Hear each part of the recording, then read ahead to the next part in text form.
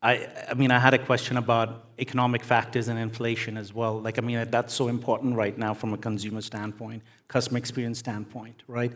And and maybe we can just quickly debrief on that one before we get into Q&A. So how are we looking at this balance? Like, budgets are tight, right?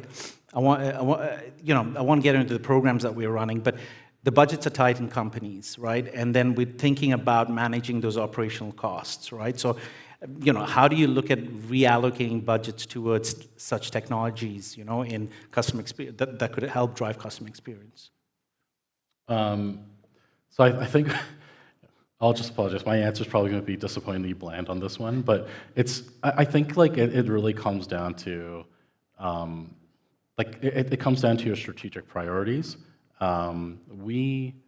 Obviously we have sort of immediate results we need to drive, right? Like we have like sales targets to hit and that sort of thing.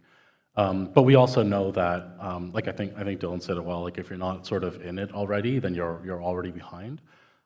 So for us, it's been about okay, like where do we make the biggest bang for the buck investments on the immediate results kind of realm, and then how do we partition off some of that funding so that it helps us do sort of the next generation stuff. And we probably have a strategic conversation about this at least once a month, I'd say, probably more often. But that's the simple answer is like you can't just do one or the other. But we sort of look at like how do we make like the highest return investments for the immediate term, and that frees up capital to allow us to do the future investment.